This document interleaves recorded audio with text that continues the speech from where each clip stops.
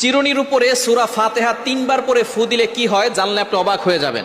আমরা কিন্তু অনেকেই চিরুনি ব্যবহার করি, বিশেষ করে মা বোনরা যারা আছি তারা আমরা অনেকেই চিরুনি ব্যবহার করি। আবার অনেক মা বোনদের মাথায় অনেক সমস্যা থাকতে পারে, মাথা ব্যথা হয় এবং মাথার চুল উঠে যায়, চুলের গোড়া নরম হয়ে গেছে, চুল বারবার উঠে যায়।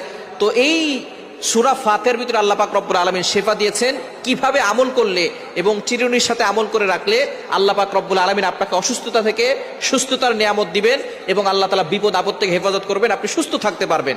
এটা কিভাবে পড়বেন আমি এখনই জানিয়ে দিব। তবে সূরা ফাতিহার ভিতরে যে শেফা আছে এটা আমরা অনেকে জানি না।